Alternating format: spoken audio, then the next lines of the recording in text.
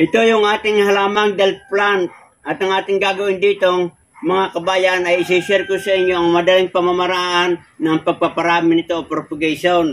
Ito ay dalawang pamaraan. Isa yung sa tubig na ating paugatan, isa yung direkta dito sa ating lupa o sa soil. At ngayon, ang ating namang gagamitin na natural rooting hormone na ito, yung honey. Yan, ako'y bumawas doon sa aming ginagamit at ito yung ating ilalagay sa puno ng delf plant. At bago natin itanim mga kabayan ay atin munang tatanggalan ng dahon dito sa baba. Yan. Ating gugupitin at dahil pag nalapnos siya na isimulan pa na siya ay magkaroon ng mungkuan ng punggos. Isa-isahin muna natin yan bago natin itanim. Yan, pagkatapos natin na malinisan ng dahon yung puno, ngayon ay atin ang itatanim sa ating polybag. At ito ay bago natin itanim, ay ating lalagyan ng isa-isa. Ito, yan.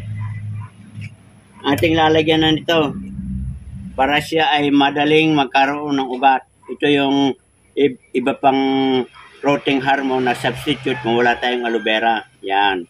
Ngayon, atin ang tatanim na. Napakasimple lang mga kabayan. Ito sa loob ng 15 days, marami na itong ugat. At i-update ko kayo.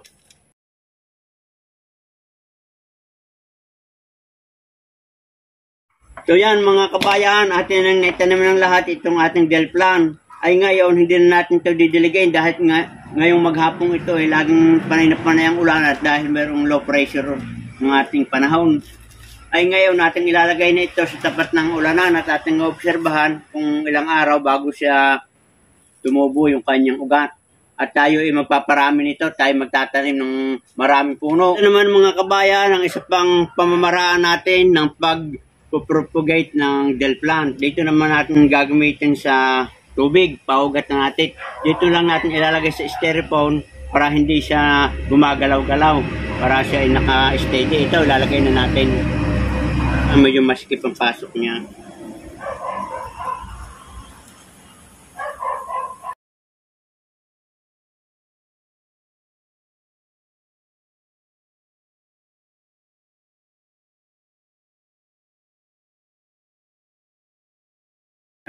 So yan mga kabayan, ngayon ay July 26, ating obserbahan kung ilang araw bago siya magkaroon ng ugat. At ito ay kada 3 araw, papalitan ko ng tubig para hindi ganong magkaroon siya ng pinaka-bacteria. So yan mga kabayan, ganyan lamang ang pamamaraan ng propagation ng ating delf plant. At sana ay inyong nagustuhan at kayo may natutunan.